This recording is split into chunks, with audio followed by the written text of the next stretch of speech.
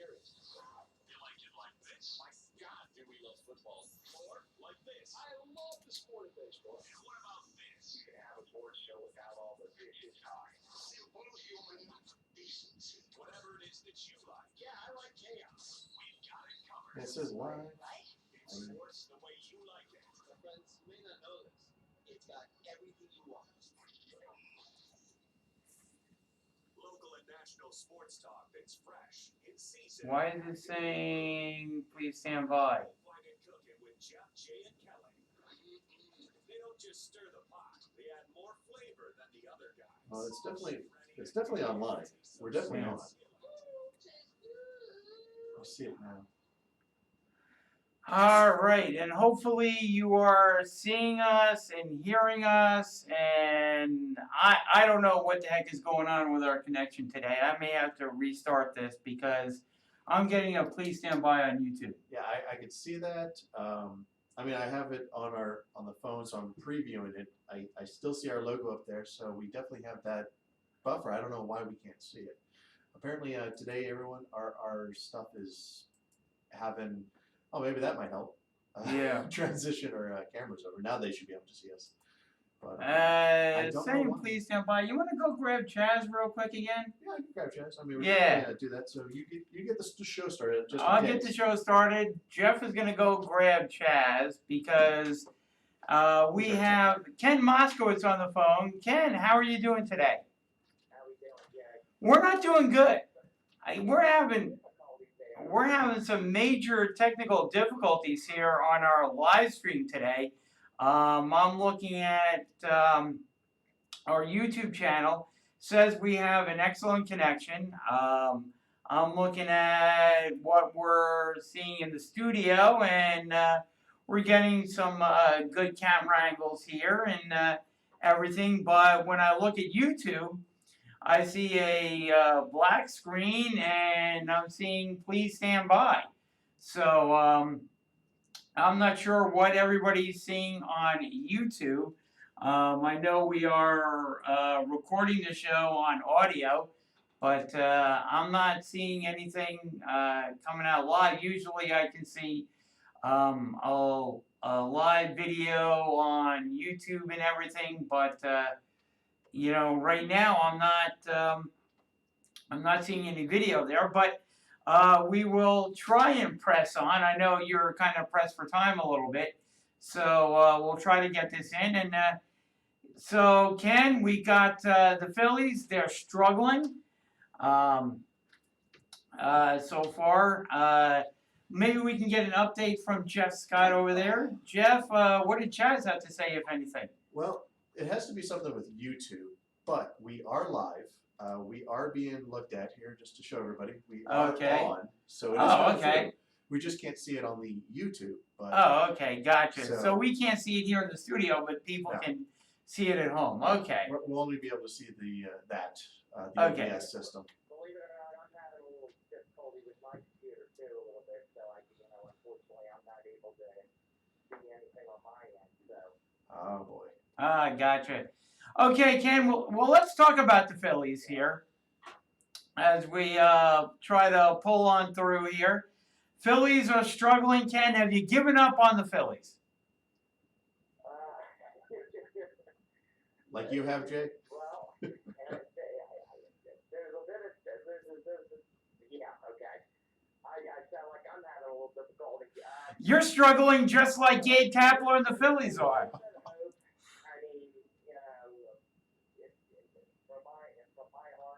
I feel as if there is a little bit of hope if that's the case within the last within these last 23 games. But I would have to say that starting tonight in New York, I think it's going to be the start of the roadblock that they're about to approach. The question is, can they get by this roadblock? And three in New York, next four against Atlanta down at the bank, as well as Boston too. That's another two. So it's right now, as far as I'm concerned, it's very sketchy ball club. I agree with you. Yeah, but as long as we, the continuous inconsistency, the continuous, I guess you could call it inconsistencies as well as uh, choices, the few choices, odd choices that Dave is making right now. I mean, this was a lot to be a big standstill if it continues. Yeah, and I know. And Jeff and I had an argument last week on the 920 show. I'm telling you, Jeff said it was more Gabe Kapler, um, or more Matt Clintock. I say it's more Gabe Kapler. I think Gabe Kapler has cost this team a number of wins. I think he also sets the tone for the team. If he's allowing a malaise, if he's allowing the team to kick the can down the road, if he's not expressing the sense of urgency with this team and not getting them up to their full potential, that's coaching. That's what he's being paid to do. Set the doggone tone for the team. Yeah, I mean, don't accuse the fans like saying to the media that we're right now this is very important. We need to scratch the ball. No kidding, Dave. You need to scratch the ball, but you need to do much more than that. You need to do much more than that right now. And again, this is what I call, and I know I said it weeks ago when studying the schedule. This is the roadblock that we're about to approach now. I mean, there's just no two ways about it or around it. You need to round them up, get the job done. I mean, this is three against the Mets, who we managed to salvage the one game, that Sunday night ball game last week, but still we lost 2 or 3 to them. Atlanta has been, Atlanta pretty much, consistent throughout the stretch overall. Boston, which basically has been trying to keep up, and then we have a number 3 that are in Atlanta. So, and then from there we go to Cleveland. So I mean, this is what I'm saying. This is the roadblock that we're approaching. Yep. I mean, I don't know how much more, what another way of describing it would be. Because, again, Dave's got to make the right decisions to get around this roadblock. And if he can't do it, I mean, Gotta go. Like I'm saying, I haven't come off this since July. I've been saying it. Phillies are gonna finish behind the Mets. After I saw what the two teams were doing after the All-Star break, I was like, that's it. Phillies are cooked. And they're showing us right now the way they've been since the end of May. Something happened the end of May. They seem to be playing April and May with a sense of passion, a sense of urgency, but something happened to this team the end of May.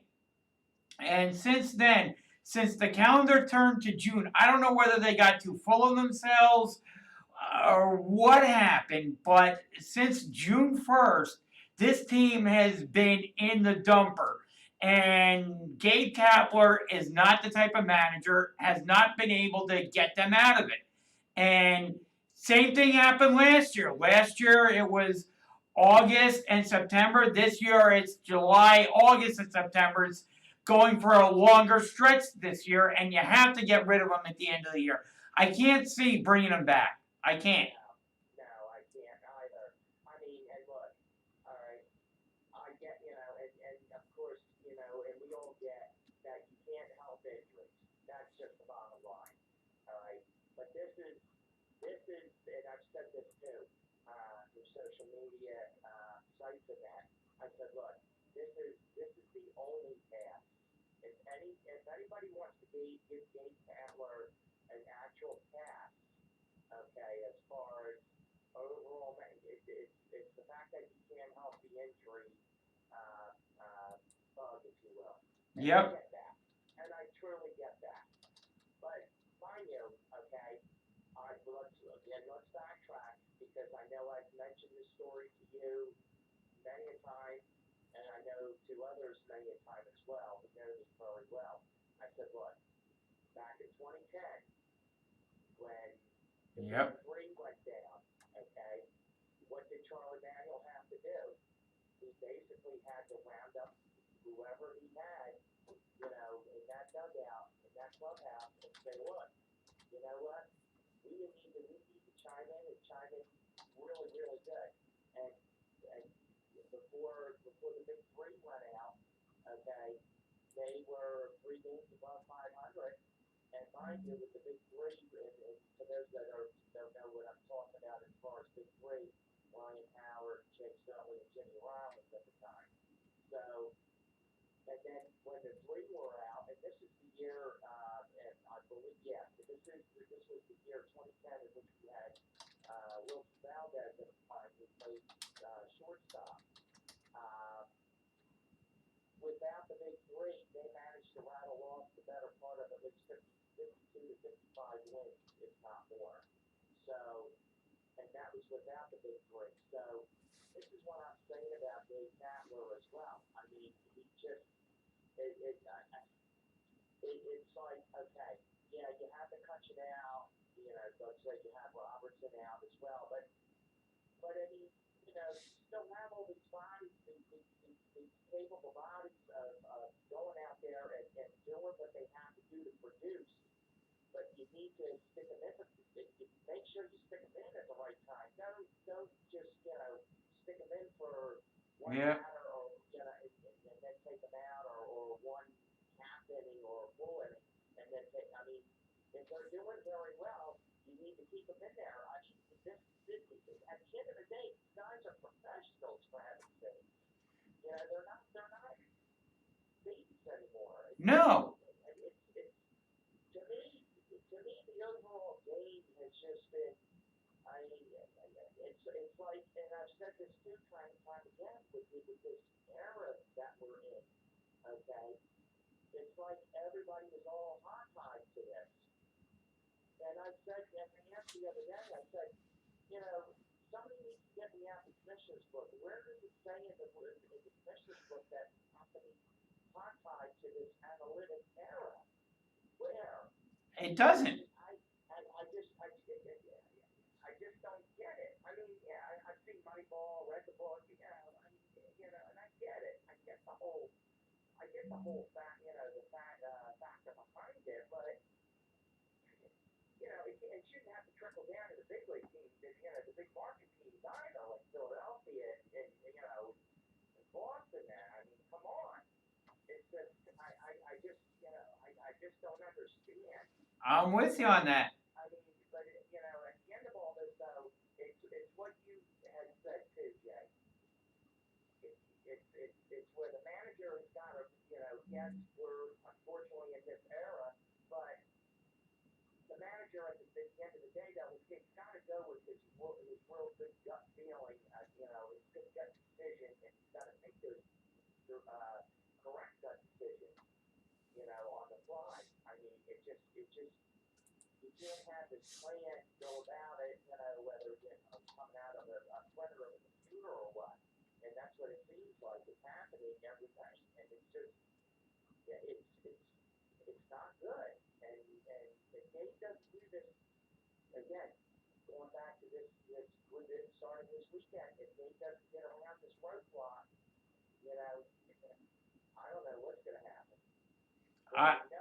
We all know as Philly fans what's going to happen. Oh yeah. It just doesn't pan out the way it should. But he's got to play. He's really, really, really got to play his cards right this time. Oh, absolutely and without question. The good news about it is, as frustrated as we are, as depressed as we are, as mad as we are at the Philadelphia Phillies for massively underachieving and being this heaping mess of a team that they are, with the Gowanus Canal stench all over them.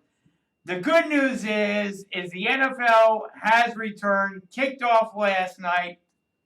We will have Eagles football that matters this coming Sunday on TV, finally back, And the Eagles, by a lot of prognosticators, are predicted to have a very, very, very good season this year. A lot of people are projecting them to possibly get to the Super Bowl. Ken, what are your thoughts on the 2019 Philadelphia Eagles? First off, let's just take a deep breath. In and exhale, relax. Because I am so pumped up. I'm so looking forward to this season. I really, really am. I mean, it's the video that came out this morning from the team. The promotional, pump you up, like fan type of, I love that. I love that.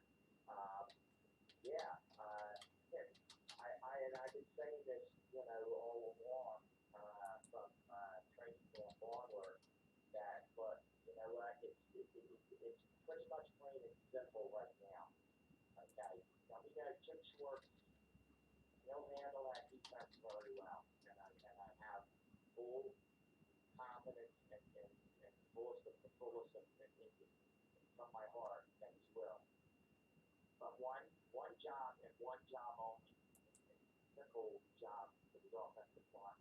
It's just, and I've said this, and keep saying it, game after game, it's a simple job. You protect the quarterback. Yes, you're there to catch balls. You're there to, to have the ball handed off to you, whether you're back, fullback, whatnot. Okay, but also you have to play a little defense as well. And with that said, okay, it's plain and simple. You protect Carson. It's whether you want to describe it as game over, okay, or a game set match, meaning for me, the way I say game over or game set match, if you protect Carson, that's we all know that's where Miami is going to be looking forward to having this team, I think, this year in February. I mean, it's one simple job. Offensive line, protect Carson. That's it. And if you do that, game over. I agree with you. And you look at it, and the Eagles are projected to have one of the better offensive lines in the NFL. And I think part of that goes not only to the skill set of the guys along the offensive line, but you also look at it, these guys have been playing together for a number of years now, which, you ask a lot of these former NFL players, means a lot for continuity, knowing what the guy next to you is capable of and going to do from play to play. And, having these guys together for as long as they've been together, like your Kelsey, your Jason Peters, etc. I mean, these guys have been playing together for a while. They know each other's moves. They can anticipate certain things. And that's going to help the Eagles out, like you said, this coming season, having that really good offensive line. Yeah, you took the words out of my mouth. I mean, and I was going to have to say as well too that it's not a matter of each player on that offensive line, let alone the defensive line, but we're talking about the offensive. Studying that playbook, yes, but also you need to know. If you're Jason Kelsey, you need to know what Jason Peters is doing, what Lane Johnson's doing. Yep. You got, it's a lot. It's a lot. Yep. And that's like, doing crossing guard duty. You have to have eyes all around your head, not just, the pair that you're born with set forward. So it's basically the same thing, perfect example. Again, Jason Kelsey, you've got Peters on one end, on one side of him, Johnson on the other. So I mean that's it's a lot to take in, but it's a lot that you've got, that they not just Kelsey, but everyone, they have to know they have to know what to expect next, or how what play needs to be handled properly in that. I mean, it's a lot. but again, we know these guys work very well together, and they run away know each other. So they're, I'm telling you, I am full. I'm dead on excited about this season. I really am. I really am. And the Eagles get Deshaun Jackson back, a guy who can stretch the field. I'm excited to see the chemistry between he and Carson Wentz. Oh yeah. I like to see some chemistry with Carson Wentz too. You know? Oh yeah.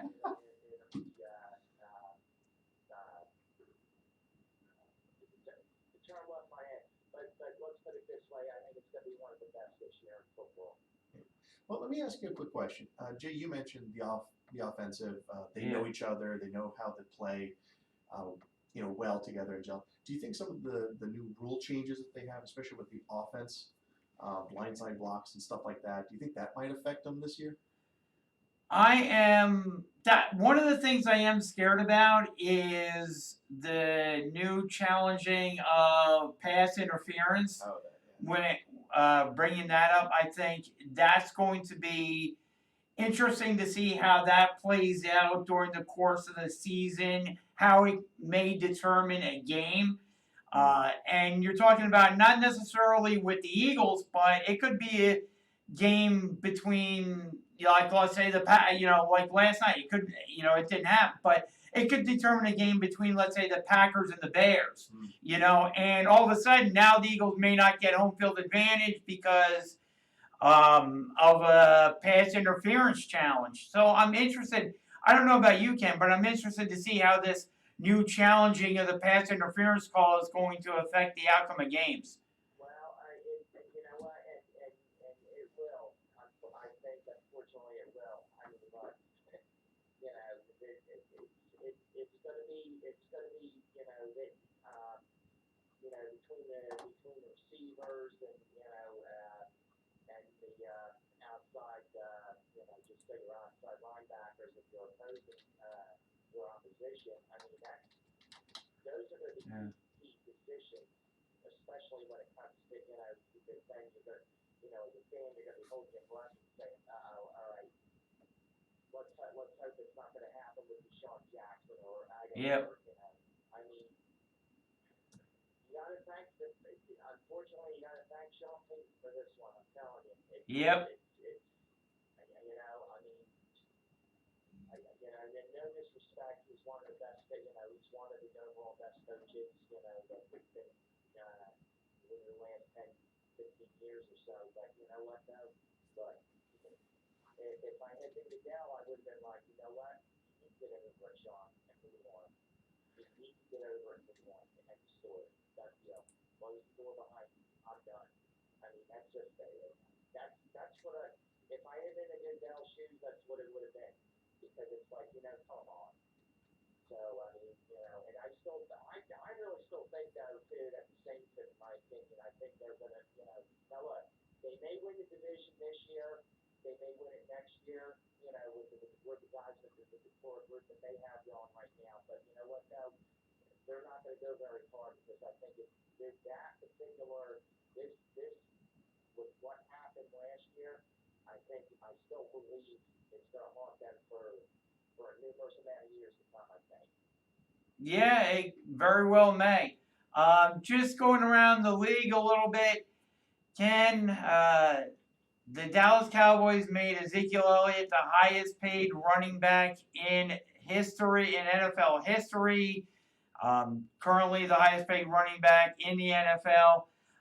They get Zeke back in time to play week 1. How much do you think the Cowboys are going to play him, and how much of a factor do you think that'll be for the Cowboys in their quest to win the division with the Philadelphia Eagles? You know what? I'll tell you, I still think it's not gonna matter too much because I mean we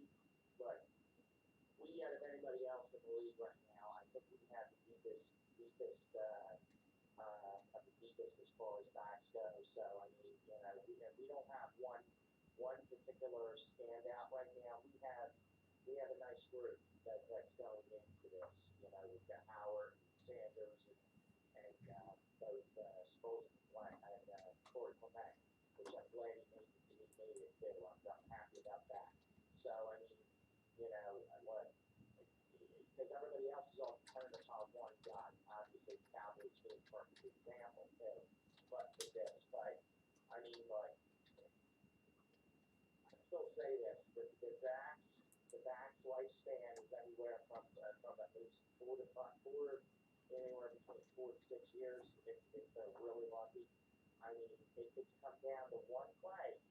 It could come down to one play, and it could turn out to be disastrous, and that'll be it. Really, honestly, I mean, look, and I get where I do get a little bit of where Zeke is coming from, but you know what, though? Right now, in my opinion, no back, knowing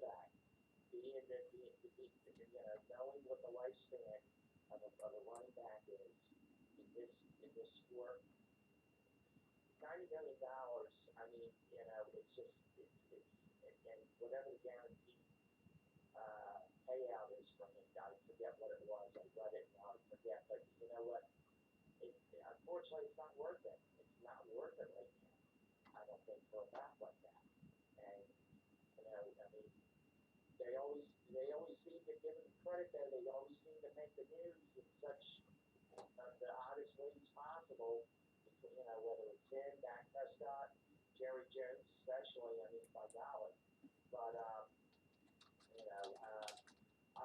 I don't think it's I really honestly I think at best if they have a successful season, it's going to be an 8-game season. Otherwise, I don't see them.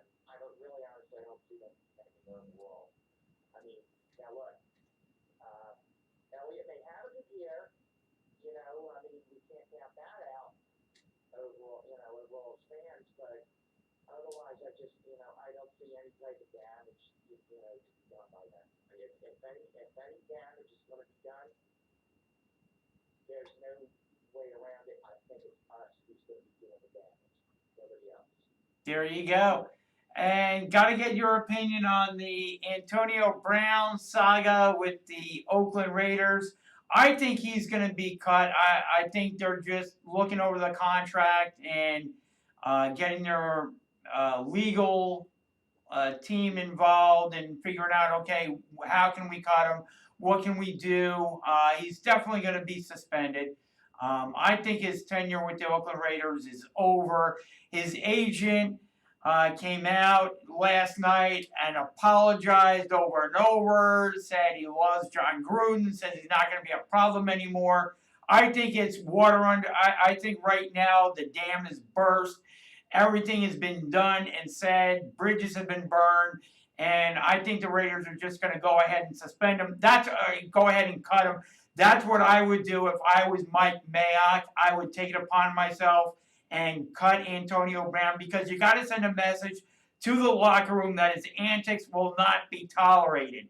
And anybody who acts up the way he did, we're going to cut you. And you're not going to be a part of the Oakland Raiders. What say you, Ken?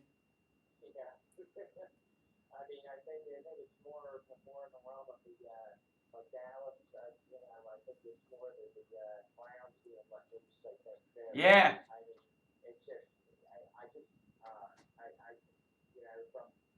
from the comments to the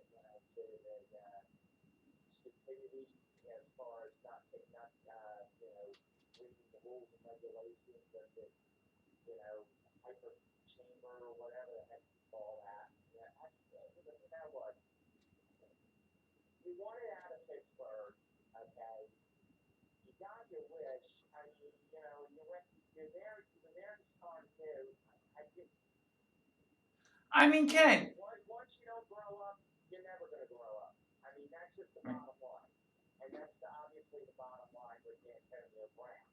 I mean, I do think, I agree with you, he will be cut. But I also do think, too, and I know I can count a lot about it, too. I agree with some of the folks out there saying, experts. Don't be surprised if he either one sits out yet again or just hangs it up. Well, I don't think there's going to be another team that would touch him after this. I mean, you look at the fact that he was drafted by the Pittsburgh Steelers, played for an understanding coach there in Pittsburgh. got traded to the Oakland Raiders. Again, another team that was rebuilding, that was building, actually was building around Antonio Brown, an understanding head coach in John Gruden. You run afoul of these guys, two guys that wanted him to succeed, who were, willing to tolerate to an extent a bunch of his antics. I mean, these two guys, these teams essentially cut the guy. I don't see another team as talented as he is. I don't know if I was another team that I would touch him with a 10-foot pole. He would too upsetting to the chemistry in the locker room. Too much of a headache for the coach and GM. He's You know, watching himself. That's Yeah. the problem. It's like, he Yeah. has the outbursts. I mean, you yell at your boss and you call him I can't say it, but Yeah. you know what I'm saying. Like, you call him something you shouldn't say to another person. You'd be fired right there on the job. It wouldn't be, okay, we're going to Oh, diffuse the problem. No, And- you're out. and I'm going to post my disciplinary letter on the internet so that everybody can comment on it. And I commented how wrong it is on social media. Ken, tell me what job, in what world, in what job that would be acceptable and not get fired. Exactly. Or threaten to hit your boss. You know? Threaten someone to punch him in the face. Last time I checked, you would get the cops called on you. Yeah. Or am I in is this bizarro world? I don't know. Not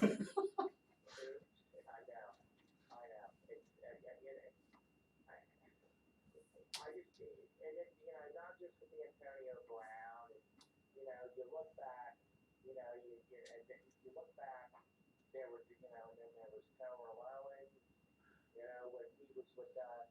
Yep. And then if you want to really look a little bit later, but not that far late, within the last, 10 years, when Willie Randolph was at the helm as manager, you had Jose Reyes, who just, literally was like a baby. I mean, these guys, no matter what sport it is, these guys are professionals. You had, you had your managers, your head coaches. Hey, you know what? The managers and head coaches, they have to set the standard. Okay. Yep. Doug Peterson obviously does. Yeah, you look at the culture that Doug Peterson has built in a couple of short years. I mean, it is tremendous. You look at Deshaun Jackson wanting to come back, a bunch of other guys wanting to come back and play for the team after being away for a while. Players want to come back and play for the Eagles and play for Doug. They look at their chance to get a Super Bowl ring, but as important as that is, it's just as important that they're enjoying coming to work and playing with the other players on the team and being part of this Eagles culture. That says a lot. Yep. Absolutely. I mean, look, and the way that's their thing. It's community, family, contributing from your end of, the family, or, whatnot. And as long as that happens, okay, and that, everybody's all on the same page, yeah, the rings are going to, yeah, and the more that you contribute, the farther that you're going to get the season to the point where, yes, you're going to reach that goal to go into the World Championship, in Miami this year, or, for, just say the Dodgers and the Yankees, or, the World Series, if it goes that, for them, if it goes that far for them. So, and, no matter what, as long as as long as everybody is on the same page, you don't have this one that's standing out amongst the rest, or that one that's going to. Everybody's got to be on the same page, and that's where, if I'm not mistaken too, on Doug Peterson, that's what he mentioned in his first presser, right after Jeff Lurie introduced him as the Eagles head coach a couple years ago. I mean, he came in with this framework. Peterson came in with the framework. I want everybody to be on the same page. I want everybody to be rookie. Yep.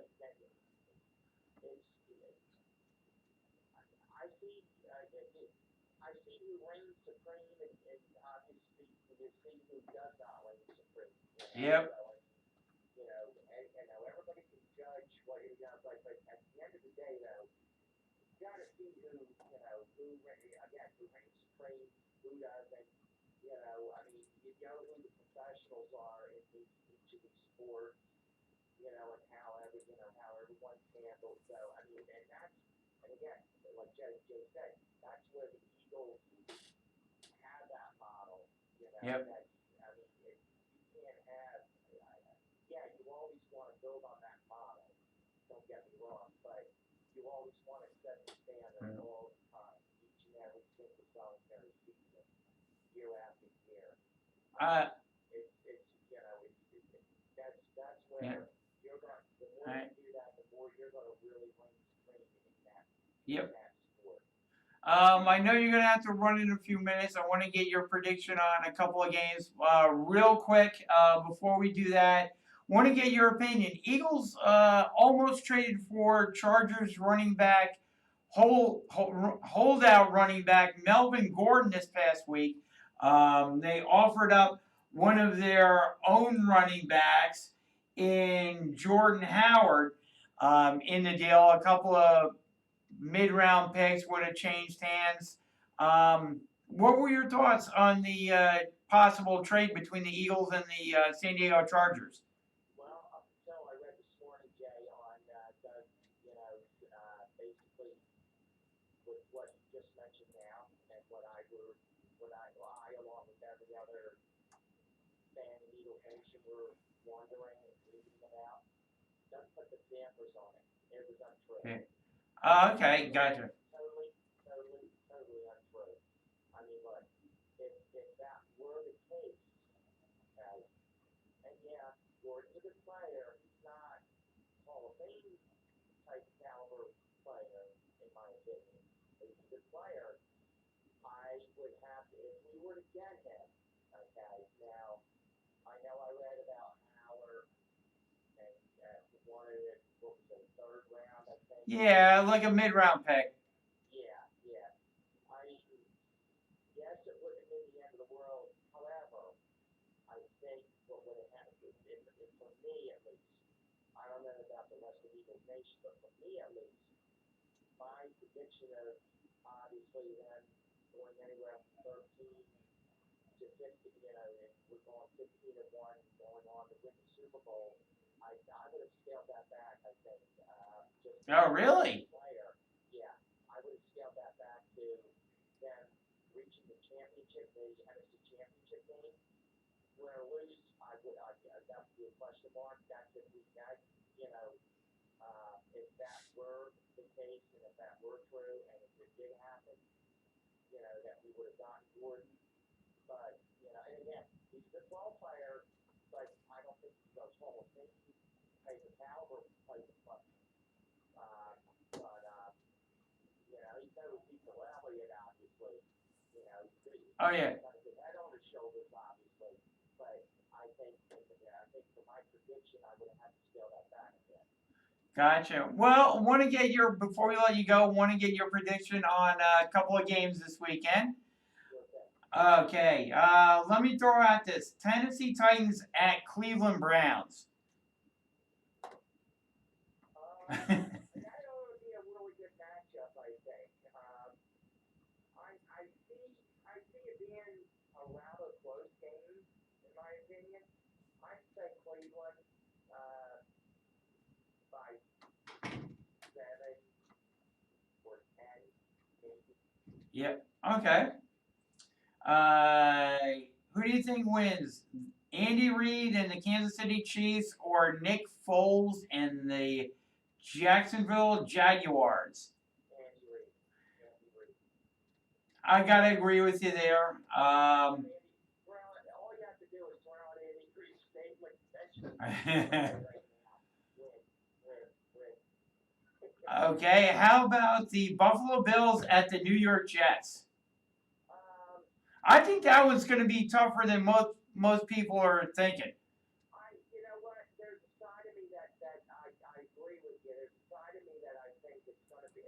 be an interesting. It's going to be an interesting game for the most part, for probably close to or just over 3/4, I think. But I think no matter what, though, I do think the Jets will come out on top. I think in this one. Gotcha. And how about the luckless Indianapolis Colts against the LA Chargers? Well, I think look, I think Brissett, if I'm getting the name correct, Jacoby Brissett, yep. yep, the heir apparent, and might I add, in my opinion, I think it's probably one of the most interesting contracts to keep an eye on too. Um, Only due to the fact, I'll make it quick too, due to the fact that to make it short and sweet, if he were to walk away from a year, put that at $20 million guaranteed in the bank, you know how much he draws a year? I can only imagine. Yep. That's a lifetime. That's a lifetime. Yeah. But anyway, I do think again, I think it's going to be a close game, but I do think Jordan and Benson starts with the Chargers, which obviously he will. I think it'll be a close game, but I think the Chargers will take that one. Gotcha. Giants at Dallas. Got to get your opinion on this one. Oh gosh.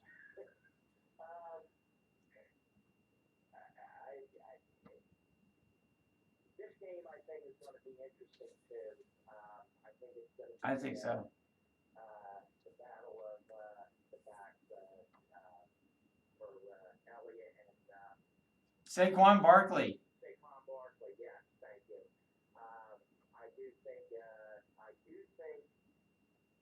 I do think that the Cowboys are going to win this one. I'm going to say 24-17. Ooh, that doesn't bode well for Eli Manning's hold on his quarterback position. Now, because I'm sticking with my prediction with them. It's one win or none. There you go. Pittsburgh at New England. Big battle. This could have playoff implications. I'll tell you what, maybe only week one, but when it comes to seeding and that type of thing, this could have playoff implications. Yeah. I think Pittsburgh only by 3. Gotcha. How about Houston and New Orleans? Houston kind of rebuilding maybe a little bit. I mean, they made the big trade. So what do you think about Houston? Well, I'm going to tell you right now, I think it might be close to 30 that the Saints will put on the board. So I do think it's going to be like 28, 30 to like 14 type of game, I think. Houston's going to, I think Houston will get their rights, right under them in the upcoming few weeks, I think. But right now, and give them credit, yes, for doing what they had to do to get the young guys in full gear. But I do think the Saints though are going to take that one. Okay, and the final game of the week, Denver at Oakland, and just came over the wire that Antonio Brown will avoid suspension and play versus Denver. Oh man. I heard. Well, if it were me, I'd basically be a chicken for me, but Yeah. I would have to give it a little edge, give it a little edge to Oakland there. I mean, either by 3 points or by 7, I think. Gotcha. Well, Ken, we loved having you on. I know you have to run and protect the kiddies and everything. Can you let everybody know how they can find you on social media? Absolutely. Facebook, Ken Moskowitz, parenthesis crossing right Ken, and on both Twitter and Instagram, Skywarn Spotter Ken. Awesome, Ken. Hopefully the Eagles come away with a victory this weekend, and we get to talk about a sweet division win over the Washington Redskins next week here on the Sports Skillet live stream. Yes, and for those that are venturing out there as well, from game time to the end of the game, mid to upper 70s and partly, with mixture of sun and cloud. So otherwise, no precip in the forecast. It should be a really nice outing, and it should be a really good win, I believe, for our beloved folks. Oh, great weather to tailgate in then, is what you're saying. Yes, absolutely. Great way to kick off the Eagles season. Nice long tailgate, get out in the parking lot, enjoy, and come away with an Eagles win. Should be a fabulous Sunday afternoon. Absolutely. All right, thanks, Ken, and we will talk to you again next week. All right, Jay. Yes, thank you very much. All right, thank you, Ken. And of course, that was Ken Moskowitz, who always joins us here on the Sports Skillet live stream here on YouTube. And a reminder, you can join us every Sunday morning at 11 a.m. on Fox Sports Radio 920 The Jersey. We have great guests. We have Jeff. We have Kelly. We just have an awesome time. The coach, Shane McGowan, joins us at the bottom of the hour at 11:30 every Sunday morning. Lots of fun there in the 920 studios. Absolutely. Yeah. So we always have a great time. So we want to encourage you to tune in there. Of course, to follow us on our social media accounts, Twitter, Instagram, Facebook, and of course here on YouTube, where we're here to entertain you every Friday afternoon. Hopefully without technical difficulties. Hopefully, we had a little technical difficulties. That's why we started a little bit late today. So we're happy that you're joining us on our YouTube channel, or if you're finding us after the show goes off the air, that you're subscribing and following us on our YouTube channel. Thank you so very much. We do appreciate it. You know what I realized too? What good goes with tailgating on this Sunday? What would that be? I'm almost afraid to ask. No, you'll love this one. Okay. What goes best with hot dogs on the grill, the nice cold beer next to you? The radio turned to 920 The Jersey. That would be awesome. Oh. Listen to us. You're doing your tailgate, right? Exactly. That would be an awesome situation. They get to hear you. They get to hear me. They get to hear the other Jeff, my brother. They get to hear Kelly. Yes. Now, just to preview it for this Sunday, in case you maybe I'll tune in. I might be a little bit busy. Our special guest this Sunday morning at 11 a.m. when you tune in, EAGLES, Eagle Shirley. Eagle Shirley. Awesome. That's awesome. Will be our special guest this Sunday on our show, Fox Sports Radio 920 The Jersey. She'll be joining us, getting us all pumped up. Just in case you weren't pumped up enough, she will take you and she will put you over the edge. Oh, absolutely. When she comes on. Because here's the thing. Shirley and I get each other fired up. And I'm going to have for her a very special intro to her when she comes on the show on Sunday. I'm currently cooking it up. It's marinating in the pot a little bit. And I will unleash it for her. And so that way when she comes on, she's going to be dialed up to like 100 when she comes on, because this is the return of the Eagles. This is going to be the return of the Eagles at Lincoln Financial Field. This is going to be the return of the Eagles at Financial Field in a year when they're expected to get to the Super Bowl again. So she's going to be cranked up. She's going to have people in her house. She's going to have her Eagles jersey on. She's going to be all decked out for Eagles Sunday, because why? It'll be just a couple hours away from the Eagles kicking off the 2019 season. So she's going to be riled up. And I'm going to take that dial and I'm going to crank it up and break it as much as I can. Just like everything else you do. Exactly. All right. Exactly, Sounds great. which is why we had technical difficulties today. Exactly. You You're know, too fired up. You're I'm too fired up here for the Eagles season. Yeah. You know, Save it. You got until Sunday. So. I know. It's tough. You know, and then here's the beautiful thing too, is that after the Eagles win and we're all cranked up on Sunday, I get to come back in here to the CSB studios on Monday night and do a show with Eagle Shirley. There you go. A live stream show. So not only is she going to be on our show, I want you to check out a Dash of Shirley on Monday night when she and I dissect the Eagles win. We're fired up. I mean, it is going to be 48 hours of just awesomeness. That's great. You know, and not to be devil's advocate, but yeah. you know, hopefully the Redskins give them a good challenge. Hopefully it's a great game.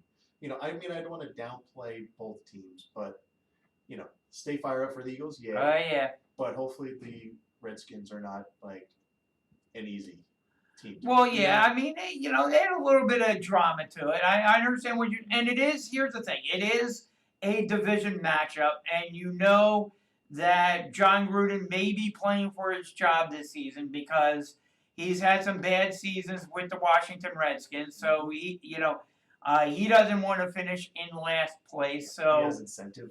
He has incentive, yep. Their quarterback situation is kind of muddled a little bit, they don't have the greatest of all quarterbacks. But here's the other thing too, to play into this. When Deshaun Jackson left the Eagles years ago, when Chip Kelly released him, he went to the Washington Redskins. Mm. So not only does Deshaun Jackson have incentive to have a good game in front of the Lincoln Financial Field crowd who's going to be loud and rowdy and fired up, he's going to be that way too, but he can also show the Washington Redskins what they gave up, by letting him go out and not re-signing him. And of course he went to Tampa Bay and played with Jameis Winston, and I don't think he enjoyed that at all. But the big thing is he went to the Washington Redskins, so he has incentive to show the Washington Redskins what they gave up. Yeah. So Deshaun Jackson has it, but it's a divisional game, and the Washington Redskins always seem to play the Eagles tough.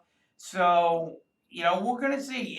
I think it's important for the Eagles to go out, score some early points in the first quarter, get the lead over the Washington Redskins, get the Washington Redskins kind of playing back on their heels a little bit, and allow the Eagles defense to come out and just tee off on the quarterback and make it a little bit easier for their defense on Sunday. Yeah. Yeah. Should be a great time. It should be an awesome time. I might even watch it. I think you should. I think you absolutely should. Well, actually, you're going to be going to the game, or you're going to be like everyone else and watch it on television? I'm going to be like everybody else and watch it on television. You just don't have the money to go, do you? Well, that's partially it too, Yeah. They do charge an arm and a leg for like Eagles tickets, and the Eagles tickets are already sold out. That's funny. That's what Carson Wentz is going to give Sunday too, an arm and a leg. No, he will. Let's hope he doesn't give that. I had to throw that out there, Jay. Oh yes, that's what people are saying about the Eagles is that the Eagles are going to have an amazing season if Carson Wentz plays all 16 games and into the playoffs. And that's one thing I think that Carson Wentz may that is getting under Carson Wentz's skin a little bit. When people are, because that's something that he's hearing, all the time. Like, hey, you're gonna have a great season if you can remain healthy. And to people's credit, that's a viable comment because he's never been able to remain healthy for a full season, and that dates back to his time in college as well. He's always been banged up a little, be it a rib or a leg or an arm, or there's been something that has been off kilter. This is the first season though that he's coming into, and he's fully healthy, fully rested, fully healthy, no injuries at all, has been taking care of his body the whole off season. So he has everything, and he has a great offensive line, a ton of weapons on the offense. So there's really no excuse for Carson not remaining healthy this year. Yeah, he has major incentive to, He's play got the best he can, and hopefully not go too over the top. I think that's what he does all the time, is that he pushes himself too far, gets himself hurt, and it's like, oh, he needs to learn to pull back a little bit and just do the job. Yeah, and I think that's what head coach Doug Peterson had mentioned is, all he has to do is play the system. The system is there, the talent is there. You don't have to go above and beyond. Exactly. Just stay in the pocket.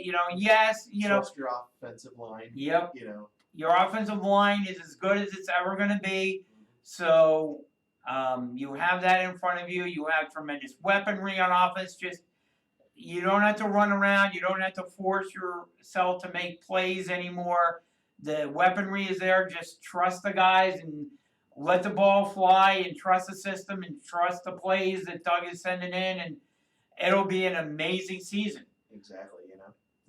And plus, since you have a rookie behind him, or not, a veteran behind him, that if he gets hurt, he'll be like, oh, God, I don't want to get hurt. I want to show the guy over here. No, I'm good. Well, he had that last year in Nick Foles. This year he has a 40-year-old veteran behind him who's not looking to take his job. True. So he's there just to play and have a good time, but still, you don't want to get hurt and all of a sudden have the 40-year-old come in and he takes him to the Super Bowl. Yeah, that would be that would. You don't want to think about that. I mean, and it's I'll tell you what, it is theoretically possible. It really is. Because Josh McCown is not a bad quarterback. He has a veteran knowledge, and all the teams that he's been on throughout his career, the quarterbacks that he's been in contact with have said he's an excellent eyes on the field because he's seen everything. He's been around different offenses. Nothing's going to be too much for him. He's seen just about everything a defensive coordinator can throw at you. So he's an extra set of eyes on the field. But should Carson miss a game or, like you said, get hurt maybe towards game 15 or 16 of the season, Josh McCown has the ability to come in and win games for you. Yeah. I mean, he's not a slouch. Yeah. He knows how to use the players. Yep. He knows how to trust the team. He has the same talent. He'll be working with the same talent that Carson Wentz is working with, and and he's not a guy that's going to do a whole heck of a lot. He's going to be a pocket passer. He's going to remain in the pocket, but he's a very good backup, and he's very intelligent. And so, that being said, if Carson were to get hit, I could see, people are going to laugh at me, but I could see Josh McCown taking the team to the Super Bowl in that scenario because he may only have to win one or two games to, let's say 1 or 2 games to get to the Super Bowl. Whether he wins it or not is another question, but, having to go out there and, if the Eagles have home field advantage throughout the playoffs at that time, and you're only asking Josh McCown to go out there and win a game or two, I could see him doing that. He's not a slouch. Like I said, he's been around. He's seen all the defenses. He's going to be familiar with the offense, with the players on the team at that point. So, to that point, if you're only asking him to win 1 or 2 games for you, with the talent the Eagles have, I could see him doing that. Yeah. I'm actually excited this year for the Eagles. In private, we've talked before. I'm always leery about the Eagles because they always let me down, and then they win the Super Bowl. So I'm like, hey, let's give them a moment. And then, so I'm like, come on, guys. Now they have like you're saying, they have a good lineup. They have a good team this year. Let's use it. I agree. Yeah. Now I wanted to get your opinion too. Antonio Brown, they're not going to. I think the Raiders have handled this situation absolutely horribly. I don't think they could have handled this situation any worse than what they've handled it with Antonio Brown. I want to get your opinion on it My opinion, because he's going to be playing on Monday night. I know, and I'm like, okay, if we want to watch buffoonery, here we go. We want to see if he even gets touchdowns, like how he acts and how he presents himself. I really don't. I mean, you threaten your manager. You do this, you do that. You shouldn't be playing. I'm sorry. I would have cut him. I would have absolutely, as talented as he is, and as much as maybe the Raiders have built their offense around Antonio Brown, what message are you sending to your this is where it gets me. What message are you now sending to your locker room? Yeah, exactly.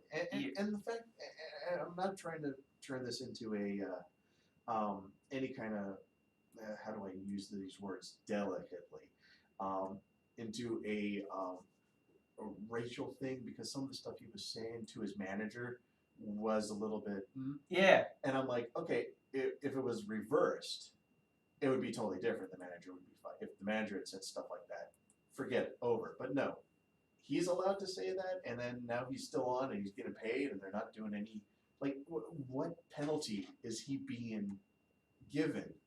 Like, is it a lot of money he owes? I'm like, that's stupid if you have to throw money at this just to solve a problem. No, he should be fired.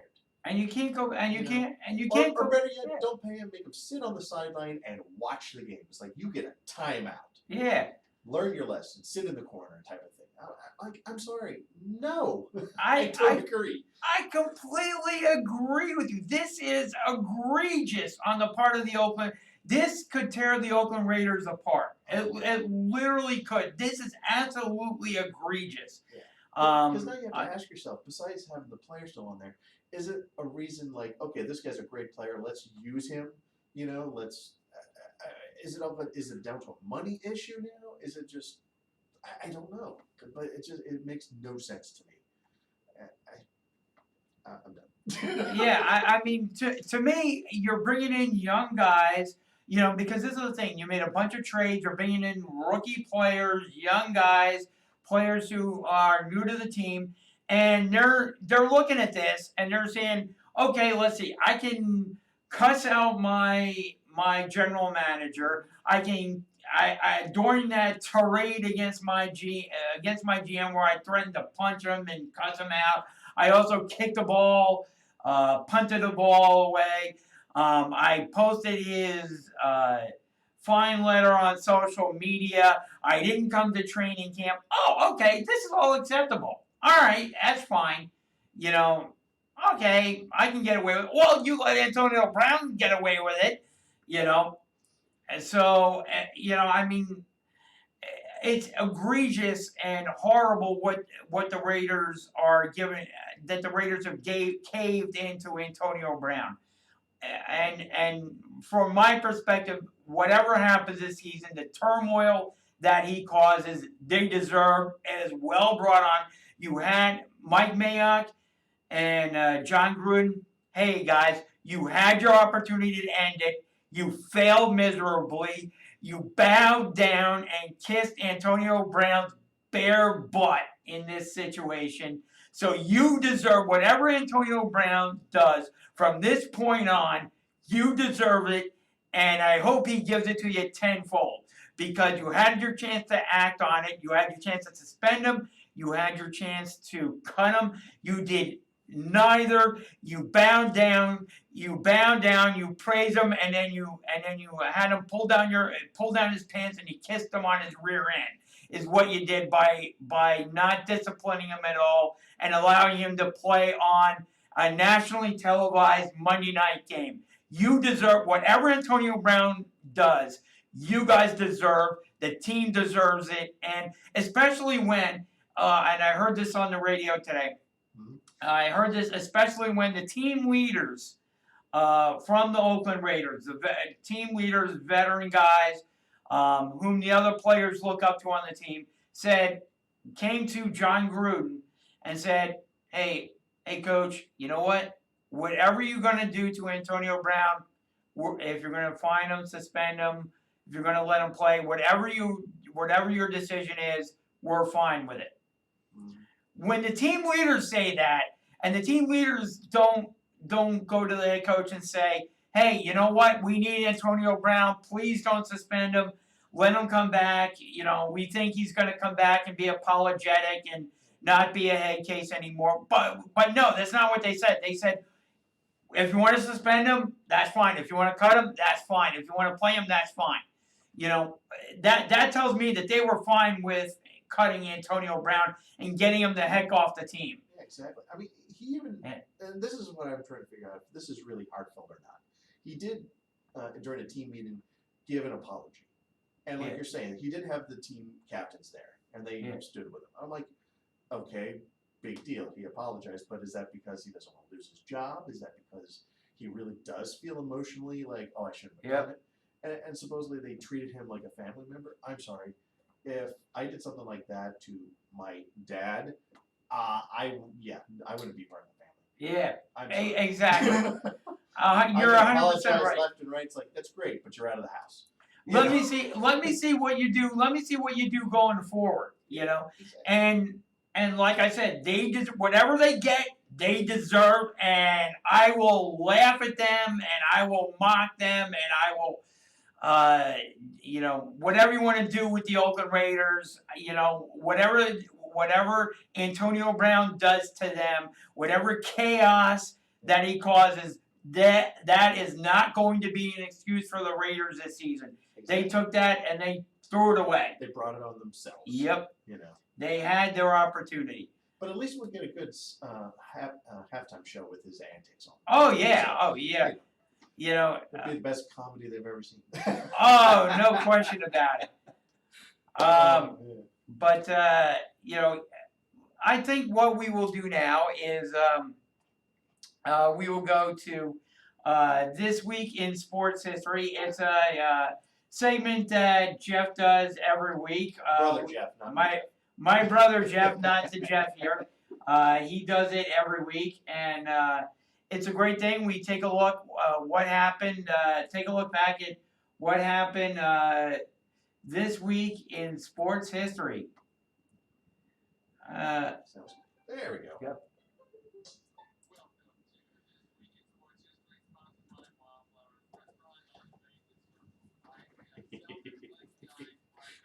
That was good, at least. Tony Brown, what about food? Wish I could say that on there. Weird. Mics are off, right? Yeah. Oh, wow. Where do you want to go after this? How about to a little pro wrestling? Okay. Let's see what's going on there. Let me shift gears here. Because I know what's going on. Yeah.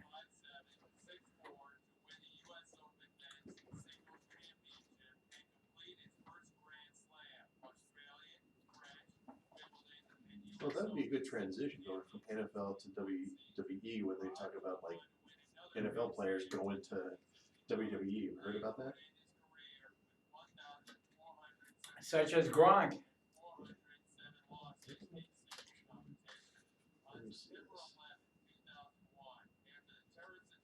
Savvy Castellis? What? Savvy Castelli.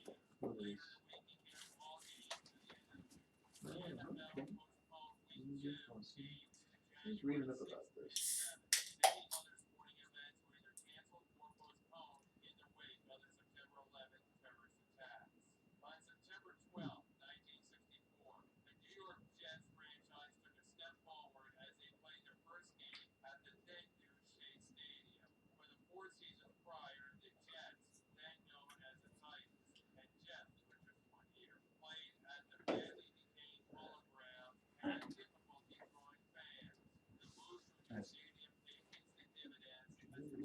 NXT moved to USA Network. Yeah, to go against what's their faces later on. Oh man. Although it's a little Here we go. Rousey's finger almost lost.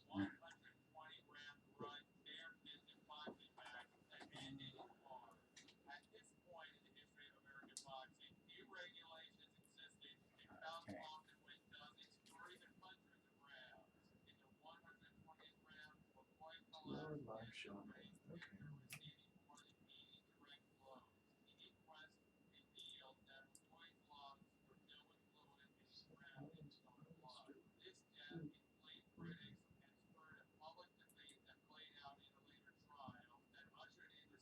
Yeah.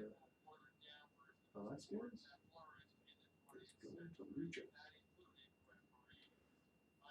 I always found that interesting, like Mexican wrestling with the whole lucha masks and all that. Hmm.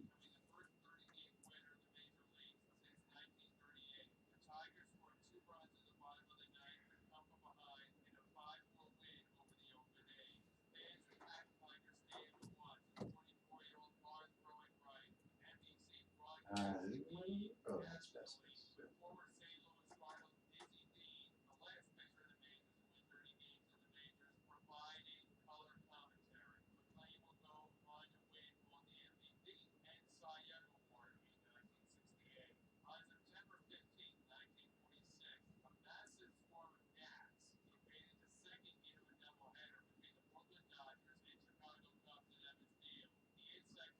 Is there anything interesting going on this week with wrestling?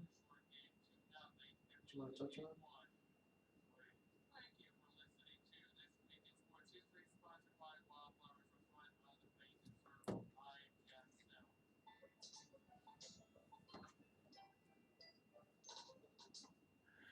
And we're back here on the Sports Skillet live stream. I am Jay, and I have Jeff Scott in the studio with me. We are live from the CSB studios every Friday afternoon. Thank you for joining us. Of course, that was Twish, an awesome segment done by my brother Jeff, which we air every Friday afternoon here on the live stream. We want to encourage you to check out our show every Sunday morning at 11 a.m. on Fox Sports Radio 920 The Jersey. And in addition to that, we've got a great opportunity for you. You can pick games this season against Joe Montana and Jerry Rice.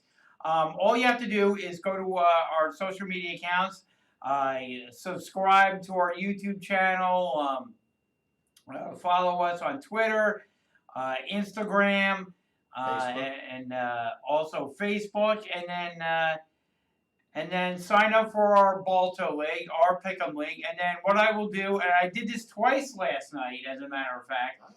I posted on there that you have the opportunity to win $2,000. What's 2,000 now? 2,000 now. It's getting better. 2,000. You have the opportunity to win $2,000. Playing against Joe Montana and Jerry Rice. All you do is I will send you, once you do what we ask you to do, I will send you the link so that you can join the Joe Montana League.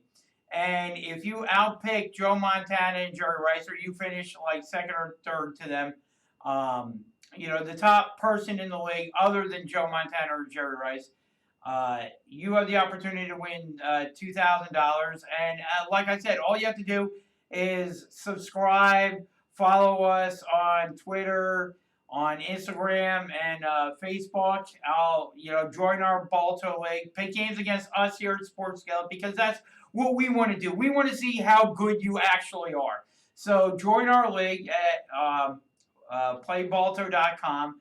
I'll send you the link for the Joe Montana League, and we'll have some fun this year. Absolutely. And it's going to be a really great season. We want to see how good you actually are playing against all of us here at Sports Skillet Radio. So that's going to be pretty cool as well. So that's something to look forward to as well. Also, I will give Jeff Scott here a plug here. Okay. Because you've been doing an awesome job. Thank you. So in a couple of weeks, you're going to be scaring people. Are you not? Yes. And where are you going to be scaring these people? Oh, you're talking about the haunt. Oh, yeah. Personal life. Oh, yeah. That's well, good. otherwise Yes. than that, yeah. All right. So at the end of September, Bloodshed Farms in Columbus, New Jersey will be having their Fear Fest. Now that's right by the Columbus Flea Market, right? Literally right next to it. Okay, We're so actually you in pull that- into the Columbus Flea Market, right? Okay, right off of 206. there you go. Yeah, and you can check them out at bloodshedfarms.com for information, tickets, everything. We extended our season this year, so come on out, have a great time. I know you talked about coming out, yeah. Jay. I hope you do, because I'd love to see it when you're scared, kind of like the Eagles this weekend when they lose. That'll be a great place. But yeah, it's gonna be a great time. See, and that's awesome. And you're going to be dressed in costume and scaring people. I might be. Well, see, here's the thing too. Kelly and I were after the show on 920 last week. Kelly and you were, I think, talking a little bit, and Kelly had mentioned that she and I may come to Bloodshed Farms, but we would be dressed in costume when we come there. Okay. You know, like we haven't figured out what costume yet. You know, I suggested there's a costume store in a Halloween store in Hamilton, I think. And we were thinking about, I was thinking about checking out that store, and then Kelly mentioned getting a costume online. She mentioned now, see, here's the thing. I'm not as familiar as maybe you are and some of my other friends are, but Kelly threw out the mention of the word Avengers or something like that. Okay. You know, and maybe getting an Avengers costume, because apparently the Avengers are hot from what I'm told. Well, yeah, I'm hearing that an awful lot. So, yeah, you can go. I mean, if you want to go simple, just go to Party City or even Spirit Halloween, which is now open, and they have a good selection of costumes and everything. So I'm pretty sure you'll find something. That's cool, because like I said, we kind of wanted to go and like, I don't want to say like matching, but costumes that kind of relate to each other. You know what I mean? Well, like, I mean, for you, Jay, I think the easiest costume for you is just get yourself some purple pants, shorts. Just color yourself green. One, it's Eagles color, so there you're already set. And just go as the Hulk. You know what? See, now you gave me an idea, because I think at one of the Halloween stores, you know how they have these Halloween costumes that are like head to all one color, like head to foot, and it's like a like a morph suit type thing. like a morph or something like that, where it's like the whole costume, and you just like kind of slip it on, and it's like almost like stockings or something like, you know. Yeah. And it's just one color, and you can't recognize who's in there or whatever. So, like what you're saying with the Incredible Hulk, all I would have to do is get one of those, stuff a couple of pillows in there, maybe, you know, for the arms and whatever, right? And then I would kind of be the Hulk, kind of. Well, you'll be something. Yeah. Maybe. Because that's what got me. Hulk-like or they something. do make muscle suits, Jay. You can look at that, and they do sell them cheap. I mean, you can find something like that and just, you know, put that on with the stock, the green stock, and you'll be fine. Yep. Kelly is, just to let you know, Jeff has chimed in here. So just to kind of give you give everybody a preview here for what may be happening on the 920 show on Sunday morning at 11 o'clock. Got a text from Jeff. So much for a suspension. Gruden is boss, and Mayock can find a broom closet. What a circus the Raiders are. Brown has no business playing Monday night, in my opinion. Kelly then chimed in. He's the biggest star. Of course he was going to play. I don't think he's the biggest star, but, you know, it's all because of his antics. But anyways. Yeah, I think Gruden, the head coach, is the biggest star in the team. I don't think it's Antonio Brown. I think it's John Gruden, the biggest star myself. But, you know, so anyway, we wanted to, I know we have to be out of here relatively soon. I wanted to cover a little bit of pro wrestling, as we do, because I have more control of the live stream here on Friday afternoon, so I can talk a little pro wrestling here. This coming Monday night, WWE, this coming week actually, Monday and Tuesday night, Raw and SmackDown, the WWE will be returning to the area. And when I say the area, I'm talking about Madison Square Garden. Because I consider that, see, where we live in Central Jersey, and yes, there is a Central Jersey, everybody. Because I always hear that, where I live in Titusville in the Trenton area, that's South Jersey or it's North. No, it's not South Jersey. It's not North Jersey. It's Central Jersey. That's where Trenton is. That's where Titusville is. That's where a lot of areas are. It's in the middle of the state, which is central. So there we go. And let me settle that right now. I'll take your word for it. Okay. So where I am is a great area because it's not that far to. You can take a train to Madison Square Garden. You can also hop over and go to Philadelphia. So it's a really good area. And so WWE is returning to Madison Square Garden on Monday and Tuesday night this week. So when the WWE returns to Madison Square Garden, they do it big and they like to bring in a lot of top-notch talent and everything, and they make it worth watching. And that's certainly going to be the case this week. So far for Monday Night Raw, they have announced Steve Austin is going to moderate a Clash of Champions contract signing between Universal Champion Seth Rollins and his challenger, Braun Strowman. Oh boy. So that should be interesting just from seeing Steve Austin out there. Things could get physical a little bit. You don't know if Steve Austin's going to give somebody the stunner. Of course, Steve Austin is retired, so they're not going to be beating on Steve Austin a whole heck we of a don't lot. know that. I mean, Well, we've seen past people get beat up. Yeah, but Steve has this neck and back injury, so because of that, I don't think they beat up on Steve, but I can see Steve delivering a stunner to somebody. Thinking about it and stuff his toe. Take that. But you never know. I presume that's going to be pretty interesting on Monday night. Then they're going to have the King of the Ring semifinal: Samoa Joe versus Ricochet versus Baron Corbin in a triple threat match.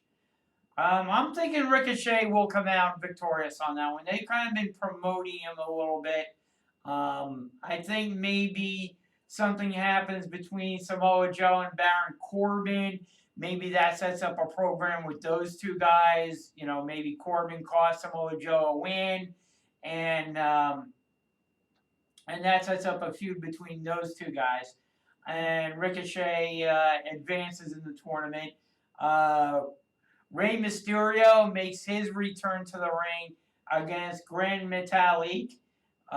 Interesting thing they got going on with Rey and his son, who had encouraged Rey not to give up, to fight on, to keep his career going.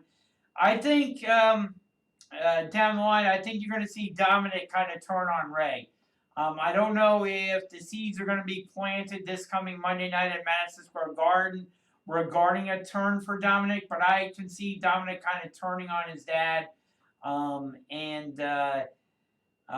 program developing between a heel Dominic versus a fan favorite Rey Mysterio.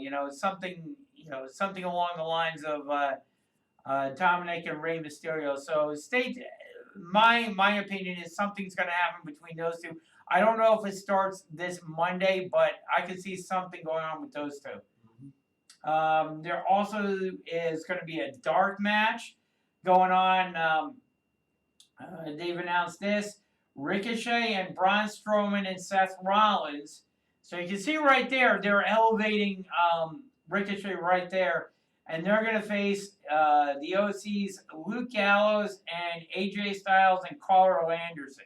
So already right there, that tells me that they're elevating Ricochet into somewhat main event status there. They're really kind of elevating him there. They don't give anybody that, even though it's not going to air on TV, just to be in that situation tells me that the WWE is elevating them. Jeff has also chimed in again, just to let you know. Chimed in again. Sad that sports has come to that. He should be suspended for his actions, but because he's a star, he gets away with this. different rules for different players regarding Antonio Brown. So you can see this coming Sunday show is going to be hot, and we're going to be talking Antonio Brown this coming Sunday at 11 a.m. on Fox Sports Radio 920 The Jersey. Hopefully I'll be able to get some words in too, because Yes. I mean, seriously, you shouldn't be different rules for different players. They are all the same rules. But I'm saving that for Sunday. Yes, there you go. Okay. All right. We have another dark match. WWE Raw's Women's Champion Becky Lynch versus Alexa Bliss versus Natalya. Interesting match there. I think Becky Lynch is going to send the fans home happy. I think she's going to beat Alexa Bliss and Natalya. Probably Natalya takes the fall there, as Natalya normally does. And probably to Becky Lynch or Alexa. So that's what you currently got for Raw, currently announced. Now, there's going to be some other stuff going on, obviously. For SmackDown on Tuesday from MSG, King of the Ring semifinal, Elias versus Chad Gable. And Chad Gable is being elevated. I like the program that he's currently in. I could see him beating Elias and advancing to the final on the SmackDown side. I think that would be pretty cool to see. Elias has been, pretty outspoken, putting his guitar on the throne and everything. So I could see Chad Gable getting the win there and advancing to the finals. The Undertaker is scheduled to appear. Now, I don't know if he's going to be on air or not, but from what I'm seeing here, he's going to appear. So look for The Undertaker to maybe make an appearance. Then we have two dark matches. WWE Champion Kofi Kingston is going to face Randy Orton. Probably be a disqualification, kind of a tune-up match for what's going to happen at Clash of Champions. So that'll probably be a tune-up match for Kofi Kingston. And the other dark match, Roman Reigns versus Daniel Bryan. That one's going to be interesting. I can see Daniel Bryan's, I think, now former partner coming out and having some interference there. That happened last week on WWE SmackDown. Daniel Bryan's no longer part of a tag team. They split up, he and Rowan. Rowan attacked both Daniel Bryan and Roman Reigns at the end of SmackDown. So they're building Rowan as a big, scary monster now. Heel wrestler. And maybe Daniel Bryan may be that tweener guy. Maybe going back to being a fan favorite again. We don't know. We'll have to tune into SmackDown to see how that all turns out. And what we also saw last week, interesting in the world of professional wrestling, is Bayley kind of turning heel and helping out her best friend Sasha Banks and attacking Charlotte Flair. Charlotte Flair, and she also attacked Raw Women's Champion Becky Lynch on Raw last week as well. Bayley looked to have stopped the attack that Sasha was doing on Becky Lynch, but took the chair and made her decision and started just wailing on Becky Lynch. So there you go. She is teamed up now with Sasha Banks. Those two are friends again. And I wonder if this could lead to a title change at Clash of Champions, and maybe Becky Lynch loses her title to Sasha Banks, and then you have Bayley and Sasha as the co-champions, one Raw, one SmackDown. I wonder if that's what this is all leading to, and then you have the tag team of Becky Lynch and Charlotte Flair going after, chasing those two titles, Or could we go in another way and maybe Bayley loses her title at Clash of Champions to Charlotte Flair, and maybe Bailey then teams up with Sasha and goes after the tag team champions. Maybe goes up against and they go back up and they try to regain their tag team champions, going up against Alexa Bliss. That could be an interesting scenario too. So lots of things in play there with Bailey and Sasha Banks as to what's going to happen. Interesting. Very interesting things going on with the WWE, and I think you're starting to. And we're only a few weeks away right now from the WWE going live on Fox with SmackDown. So that's coming up in October. You can already see the promos airing on Fox for SmackDown. This is going to be an interesting pay-per-view as they start setting things in motion for SmackDown and the talent and the SmackDown talents moving over to Fox, because Fox is going to want compelling storylines, top talent on their roster, and drama. A lot of drama. Exactly. So I think you're starting to maybe see, Paul Heyman and former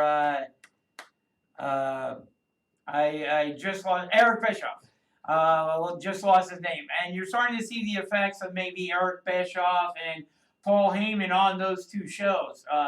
Bischoff being on SmackDown and Heyman being part of the Raw creative team and heading up Raw. I think you're starting to see the effects that those two guys are having on their particular programs.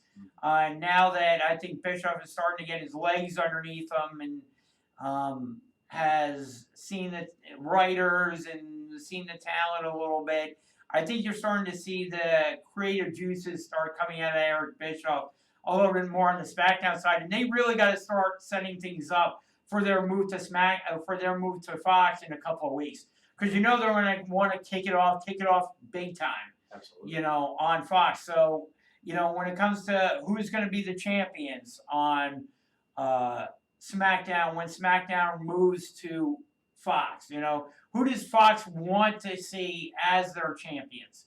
Do they want Kofi Kingston as their world champion? Do they want Bailey as their women's champion?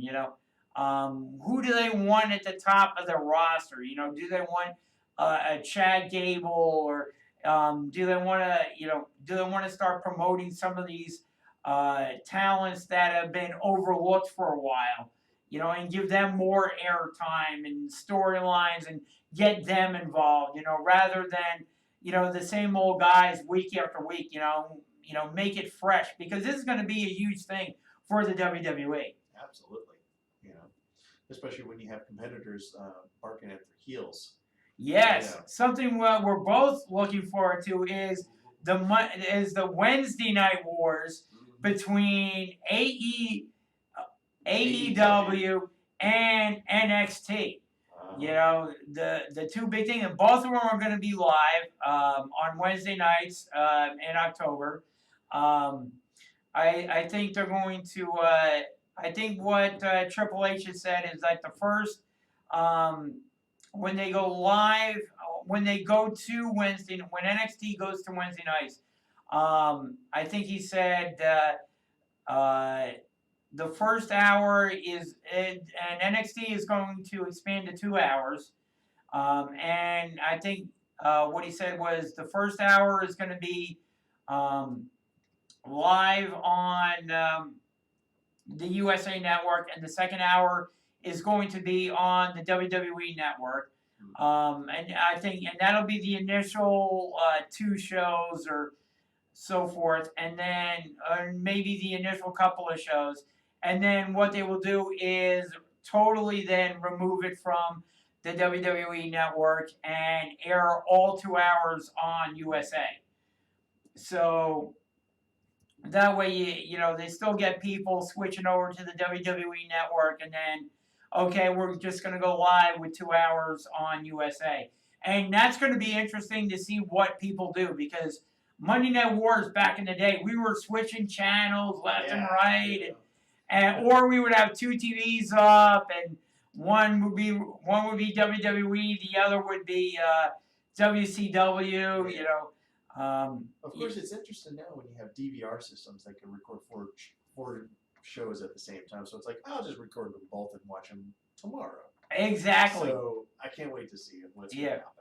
That's going to be interesting. Do you record? And I will say this: Triple H is still going to be in charge when this happens, and we go to the Wednesday Night Wars. Triple H is still going to be in charge of NXT. That's not going to be a Vince McMahon program at all. That'll strictly still be Triple H. Be good, basically. Yes. It won't be.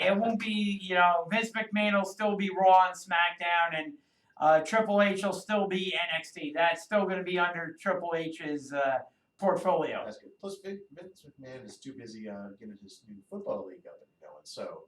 Well, yeah, he has that to look forward to too. So that can also be a distraction for Vince too. Mm-hmm. I mean, WWE is his baby, but I think he definitely wants to show that he can put forth a good, in conjunction with Fox, and I believe maybe ESPN is in on the deal too.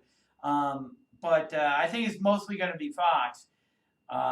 In conjunction with those two, and in conjunction with Oliver Luck, he's going to want to put forth a good football league, and to show that he's learned from his mistakes the last time. Absolutely.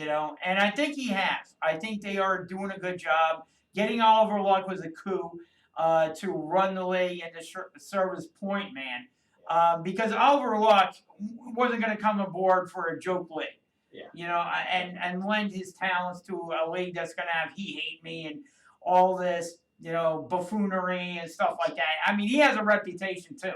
Yeah, they want to take this seriously this time around. Yeah. So that's good. Yeah, I mean, he's not going to put forth his reputation, everything he's worked for in his life to be a part of a joke league, and to have it go south real quick. Yeah, let's hope not.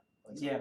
And it appears, and they've had a couple of years to get their finance. Unlike the AAF, they've taken this slowly. They've announced that, hey, we're doing this. They've had a couple of years now to get their finances in order, to get the rules in order, to look over things, to get the team straightened out, to do things the right way so that the league can succeed. Exactly. And not just put it together like they did the first time around, where it just went, oops. Yeah, exactly. And to go off the rails and all of this buffoonery and people not take them seriously. I think this is going to work. I personally think that this is going to be the league that's going to work out, because if there's one thing Vince McMahon can do, and the WWE can do really well, is promos. Exactly. They can put forth excellent promos for the league, excellent advertising packages to get people juiced up about the league. I mean, you look at the announcement of what they did when they announced the team names and logos. That was done extremely well. Yes, Maybe you don't like some of the teams' names and logos, but the package that they put together in announcing it, getting Colin Cowherd and all these other people involved, phenomenal job. Love the way that they did it. And the fact that they're actually doing this after the Super Bowl premiere and not going up against them right away. Yeah. So it's like football all year round. I mean, exactly. Not like that. How can you not? And they're going to and I can almost guarantee they will have names that people will I mean, some of the coaches' names in there you already recognize. I'm sure you're going to recognize players' names. And it's going to be good because players are going to be able to, if they were cut from a team this year by the NFL, if they're not picked up, after week one, because after people, I want to get this out there too, and I want everybody aware of this. Just because a player was cut now, could be picked up after week 1, because after week 1, player salaries are no longer guaranteed. So you may have a guy out there. Orlando Scandrick is a cornerback. Eagles released him. He went to talk to another team in the AFC. Team didn't sign him, but he could be picked up after this week's games because his salary would not be guaranteed. So a team could sign him to a contract and then cut him if they wanted to. So a lot of these guys that are on the rosters now, after week 1, could be on practice squad or whatever, could be cut. So stay tuned.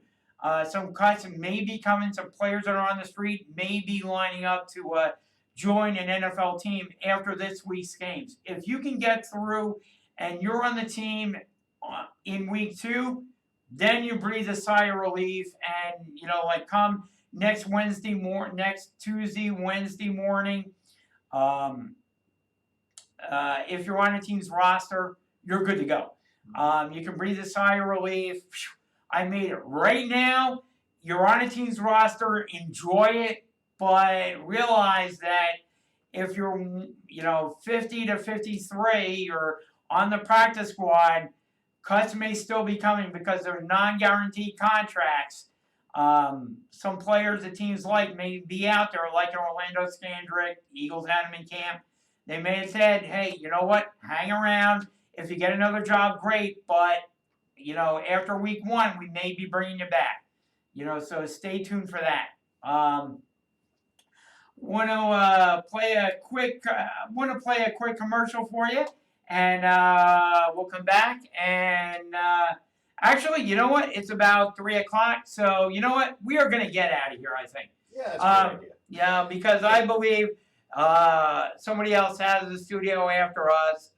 So we're going to say our goodbyes for this live stream this week. We talked a little wrestling, talked a little NFL.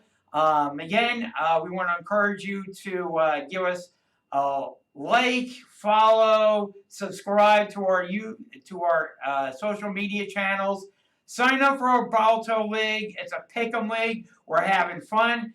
Maybe there might be a prize given out for the winner of that at the conclusion of that. You never know. Well, I hope we give out a prize because we're saying we're going to give you a prize. Yeah. Well, so you never know. We may have a trophy for you there, but so we want to encourage you to join up. And if you join our Pick'em League or Balto League, I will send you the link to join the Joe Montana League so that you can also pick games against the Hall of Famer Joe Montana. Where on earth do you get an opportunity to go head to head with a Hall of Fame quarterback picking your Sunday games? Exactly. And Jerry Rice.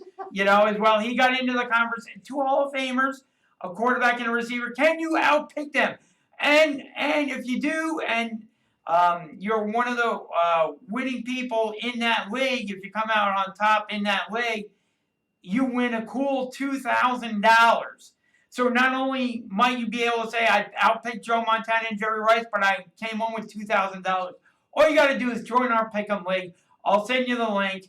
And bam, we had 2 people sign up yesterday. I put it out there. 2 people joined our Pick'em League. I sent them the league. They're joining up.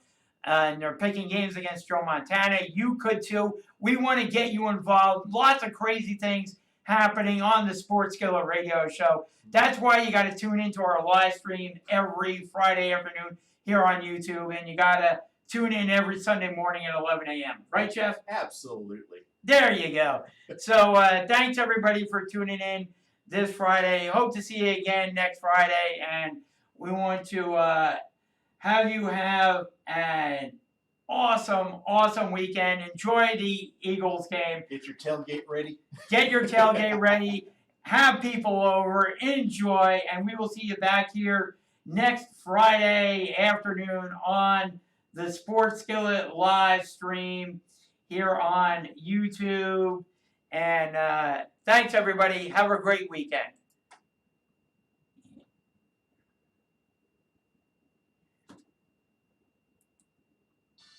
Now say this out loud. The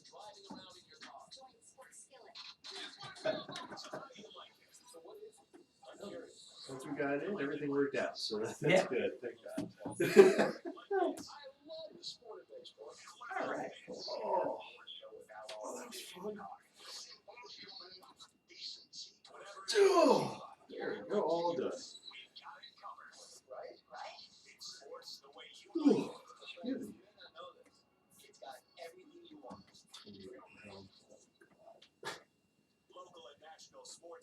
Should make a joke Sunday. Why don't we just call it Encyclopedia Braille? At least we enjoyed that. Remember those books back in the day? They don't just stir the pot, they add more flavor than the other guys. We gotta dig in and taste some sports skillet. Okay.